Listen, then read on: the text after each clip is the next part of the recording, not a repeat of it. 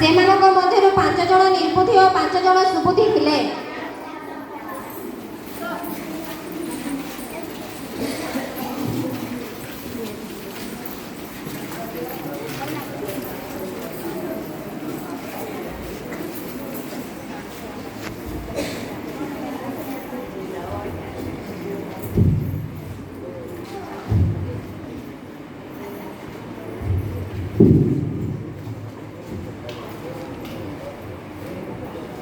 ସେମାନେ ବରଙ୍କ ସହିତ ସାକ୍ଷାତ କରିବାକୁ ଯିବା ସମୟର କିଛି ଦୃଶ୍ୟ। ମାଥ୍ୟୁ 5:16 ଲେଖା ଅଛି ଯେ ସେହି ପ୍ରକାରେ ତୁମମାନଙ୍କର ଆଲୋକ ଲୋକଙ୍କ ସାକ୍ଷାତରେ ପ୍ରକାଶ ପାଉ, ଯେପରି ସେମାନେ ତୁମମାନଙ୍କର ସତ୍କର୍ମ ଦେଖି ତୁମମାନଙ୍କ ସ୍ୱର୍ଗସ୍ଥ ପିତାଙ୍କର ମହିମା କୀର୍ତ୍ତନ କରିବେ। ଯୀଶୁ ବାକ୍ୟରେ ଏହା କହିଛନ୍ତି ଯେ ଆମର ସତ୍କର୍ମ ଦେଖି ସ୍ୱର୍ଗସ୍ଥ ପିତାଙ୍କର ମହିମା କୀର୍ତ୍ତନ ହେବ। ତେଣୁ ଆମର ସତ୍କର୍ମ ଲୋକମାନଙ୍କୁ ଦେଖାଇବା। ଜହନ 15:4 ଲେଖା ଅଛି ଯେ ମୋ ଠାରେ ରୁହ, ସେଥିରେ ମୁଁ ତୁମମାନଙ୍କ ଠାରେ ରହିବି। ଶାଖା ଯେପରି ଦ୍ରାକ୍ଷାଲତାରେ ନ ରହିଲେ ନିଜରୁ ଫଳ ଫଳିପାରେ ନାହିଁ, ସେହିପରି ତୁମେମାନେ ମଧ୍ୟ ମୋ ଠାରେ ନ ରହିଲେ ଫଳ ଫଳିପାର ନାହିଁ। ତୁମମାନଙ୍କୁ ଏହି ବାକ୍ୟ ସବୁ ମନେ ଅଛି ପରା, ଯେ ଆମେ ଯଦି ଯୀଶୁଙ୍କ ଠାରେ ଥିଲେ ଫଳ ଫଳି ପାରିବା। କଣ ଏତେ ବାହାରି ପଡ଼ିଲେ ଏତେ ପ୍ରାର୍ଥନା ପ୍ରିୟ ଦେଖି ରହୁଛନ୍ତି, ଯେତେବେଳେ ଦେଖିଲେ ଖାଲି ବାକ୍ୟ ବିଷୟରେ ଚର୍ଚ୍ଚା ଚାଲିଛି। ହଁ, ସେଥିପାଇଁ ଦେଖୁନ ସେମାନେ ଏତେ ସିଧା ସାଧା ହେଇ ଆସିଛନ୍ତି, ଆମେ ଏତେ ସଜବାଜରେ ଆସିଛୁ। ଭଲ, ଆମକୁ ଦେଖିବ ନା ସେମାନଙ୍କୁ ଦେଖିବ? ଆଉ ଗୋଟେ କଥା ଶୁଣ, ସିରିଏଲ ଦେଖିଲ କି? କେତେ ଭଲ ଥିଲା। ନାଇଁ, ଦେଖିପାରେ ନାହିଁ, କାରଣ ମୋ ମା ପ୍ରାର୍ଥନା କରିବାକୁ ଡାକିଲେ ତ ମୁଁ ଚାଲିଗଲି।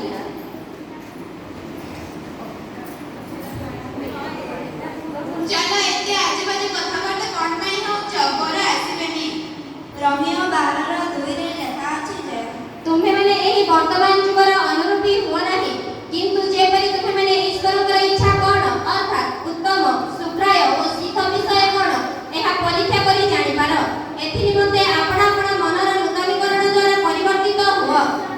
ଏହା ସତ୍ୟ ଯେ ବର୍ତ୍ତମାନ ଯୁଗର ଅନୁରୂପୀ ହୁଅ ନାହିଁ, ଈଶ୍ୱରଙ୍କ ଇଚ୍ଛା କଣ ସେଥି ବିଷୟରେ ଆଗ୍ରହ ହେବା ଆବଶ୍ୟକ। ଏ ଶୁଣ, ଆଜି ଫେରିବାଲା ଆସିଥିଲା, ଲୁଗା କିଣିକି ମୁଁ 3ଟି ରଖିଲି, ତମେ କିଣିଲ କି? ମୁଁ କାଲି ବରହମପୁର ଯାଇଥିଲି, ବହୁତ ସୁନ୍ଦର ଶାଢ଼ୀ ଆଣିଛି। ତମେମାନେ ସମସ୍ତେ କିଣିଲ କି? କଣ ପାଇଲା ମତେ ଟିକେ ବି ଜଣେଇନି, ମତେ କହିଥିଲେ ମୁଁ ବି ପଇସା ଦେଇଥାନ୍ତି, ମତେ ବି ଆଣି ଦେଇଥାନ୍ତୁ। ହଁ ହଁ, ଏତେ ସ୍ୱାର୍ଥପର ତୁ, ଆମକୁ ଟିକେ ବି ଜଣେଇଲୁନି। କଣ ହେଲା ପାୟଲ, ଆଜି ତ ମନ ଏତେ ଦୁଃଖ ଅଛି? କଣ କହିବି ଲୋ ମା, ମୋ ସ୍ୱାମୀ ତ ଏତେ ମଦ ପିଉଛି। ଆମ ଘରେ ସଦାବେଳେ ଅଶାନ୍ତି ହିଁ ଅଶାନ୍ତି ଚାଲି ରହୁଛି। ତାଙ୍କୁ କେତେ ବୁଝିଲେ ସେ ବୁଝୁନି। ମୁଁ ଆସିଛି ବରଙ୍କ ସାକ୍ଷାତ ପାଇଁ, କିନ୍ତୁ ମୋ ମନ ମୋ ଘର ପ୍ରତି ହିଁ ଅଛି। ତମେ ସମସ୍ତେ ହିଁ ଭଲ। କାହିଁକି ତୁ ଏତେ ଚିନ୍ତା କରୁଛୁ? ଖାଲି ତ ଘରେ ଏ ସମସ୍ୟା ନାହିଁ, ସମସ୍ତଙ୍କ ଘରେ ଅଛି। ପ୍ରଥମ ଜହନ 2:15-17 ଯାଏ ଲେଖା ଅଛି ଯେ ସଂସାର କିମ୍ବା ସେଥିରେ ଥିବା ବିଷୟ ସବୁକୁ ପ୍ରେମ ନ କର।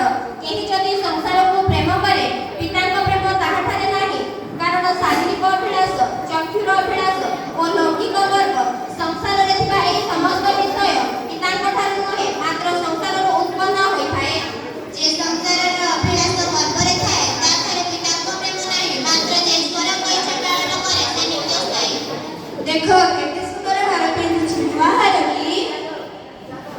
ହଁ, କେତେ ସୁନ୍ଦର ହେଇଛି। ମତେ ଟିକେ ବି କହିଲୁନି କେତେ ଟଙ୍କା ଦେଇ ଆଣିଛୁ?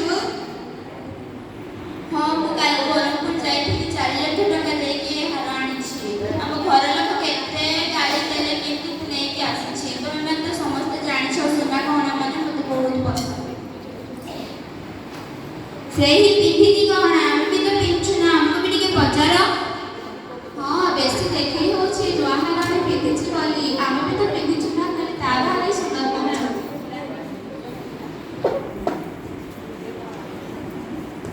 ଆଚାର ବ୍ୟବହାରରେ ଧନଲୋଭ ଶୂନ୍ୟ ହୁଅ। ତୁମମାନଙ୍କର ଯାହା ଅଛି ସେଥିରେ ସନ୍ତୁଷ୍ଟ ଥାଅ, କାରଣ ସେ ନିଜେ କହିଅଛନ୍ତି, ଆମେ ତୁମକୁ କେବେ ହେ ଛାଡ଼ିବା ନାହିଁ, ଆମ୍ଭେ ତୁମକୁ କେବେ ହେ ପରିତ୍ୟାଗ କରିବା ନାହିଁ।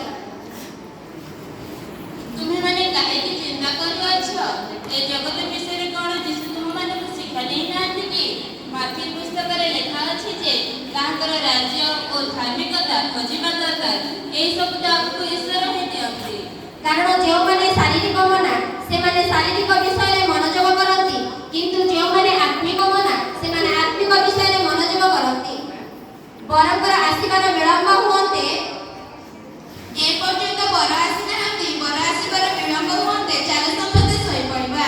ଜାଗ୍ରତ ହୋଇସାରିବା ବର କେତେବେଳେ ଆସିବେ ତାହା ଆମେମାନେ ଜାଣୁନାହୁଁ।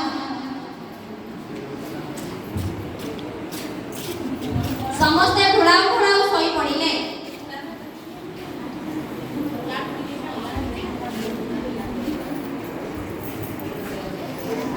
ମୁଁ ପ୍ରାର୍ଥନା ସାରିକି ଶୋଇବି, ତୁମେମାନେ ଶୋଇପଡ଼। ହଁ ଆମେ ସମସ୍ତେ ଶୋଉଅଛୁ, ବର ଆସିଗଲେ ଆମକୁ ଟିକେ ଜଣାଇ ଦିଅ। ଶୁଣ ଶୁଣ, ଜାଗ୍ରତ ହୋଇ ଶୋଇବା ସମସ୍ତେ।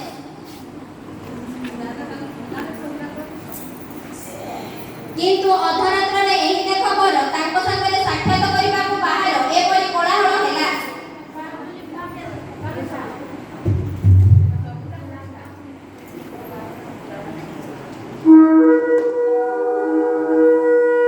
ଏ ଶୁଣ, ସେମାନେ ଏପର୍ଯ୍ୟନ୍ତ ଶୋଇଅଛନ୍ତି, ବର ଆସିଗଲେଣି, ଆସ ସେମାନଙ୍କୁ ଉଠାଇଦେବା। ଏ ଭଉଣୀମାନେ ଉଠ, ବର ଆସିଲେଣି, ସାକ୍ଷାତ କରିବାକୁ ଯିବା।